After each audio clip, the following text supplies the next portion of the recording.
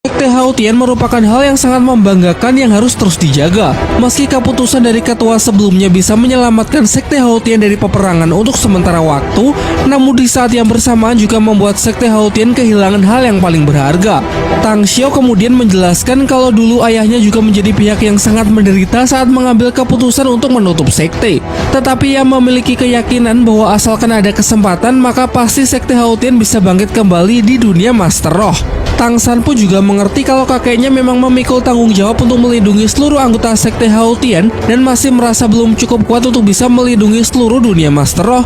Padahal sebagai sekte nomor 1, Sekte Haotian harusnya bisa memikul tanggung jawab tersebut. Ia percuma saja terus membicarakan mengenai masa lalu. Tetua kedua kemudian menanyakan di manakah Tang Chen sekarang berada, karena menurutnya pasti akan jauh lebih baik jika Tang Chen kembali memimpin agar Sekte Haotian tidak akan pernah jatuh lagi.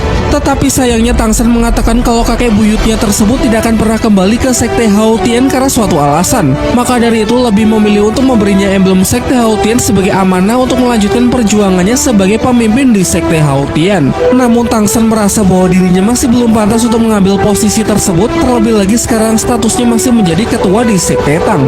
Sambil terus berlutut dan memerintahkan seluruh anggota sekte juga melakukan hal yang sama, tetua kedua membantah alasan tersebut dengan mengatakan kalau Tang Chen pasti tidak akan sembarangan dalam memilih penerusnya, sehingga Tang San yang telah terpilih tentu berkat kemampuan serta kepribadiannya yang memang telah Tang Chen akui. Ia menambahkan bahwa di era ini Sekte Haotian sungguh diberkati karena memiliki sosok pemimpin muda yang sangat berbakat, sehingga Sekte Haotian pasti akan kembali mendapatkan kejayaannya.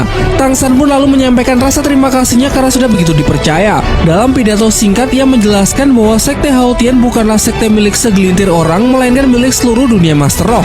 Mereka tidak cuma akan mengembalikan kesuksesan dari Sekte Haotian, namun juga akan senantiasa melindungi seluruh dataran Douluo sebagai tanggung jawab yang harus dipikul sebagai sekte nomor 1. Selesai acara tersebut, Tang Hao meminta izin untuk segera pergi menuju makam ayahnya, namun akan kurang pantas jika ia berkunjung dengan penampilan seperti ini, sehingga Tang Xiao memintanya untuk memulihkan dirinya terlebih dahulu. Tang Xiao lalu menyerahkan kembali 2 tulang roh yang dulu pernah Tang Hao cabut secara paksa dari lengan dan kakinya sendiri untuk dikembalikan kepada sekte, dan ia yakin dengan kemampuan Tang San yang sekarang anak tersebut sanggup memulihkan kondisi fisik Tang Hao seperti sedia kala. Pada awalnya Tang Hao enggan untuk menerimanya kembali, namun setelah Tang Xiao meyakinkan bahwa Tang Hao juga merupakan kebanggaan dari Sekte Haotian, ia pun bersedia untuk menggunakannya lagi. Singkat cerita, di dalam sebuah ruangan tertutup, Tang San memulai proses pemulihan anggota tubuh ayahnya menggunakan 2 tulang roh tadi serta bantuan dari cahaya Dewa Laut dan tulang roh Kaisar Rumput Biru Perak di kaki kanannya. Proses tersebut berjalan sangat lancar, dan tidak lama setelahnya Tang Hao pun sudah mendapatkan lengan kiri serta kaki kanannya kembali. Tidak cuma itu, level dari kekuatan rohnya pun juga telah berhasil dipulihkan seperti sedia kala, yaitu berada di level 96. Pada keesokan paginya, semua orang berkumpul di altar pemakaman ketua sekte sebelumnya untuk melaksanakan upacara penghormatan. Tetua kedua ingin menyampaikan 2 hal penting kepada para leluhur. Yang pertama, melalui kesepakatan dari para tetua dan ketua sekte, status Tang Hao sebagai murid dari Sekte Haotian telah resmi dikembalikan. Hal kedua yang ingin ia sampaikan adalah mengenai kebangkitan dari sekte. Sekte Haotian telah mengasingkan diri terlalu lama hingga sudah sangat banyak orang yang melupakan eksistensi dari para Master Roh pemilik roh pelindung palu tersebut. Melupakan sekte nomor 1 di dunia Douluo, bahkan sebagian besar menganggap bahwa Sekte Haotian telah musnah.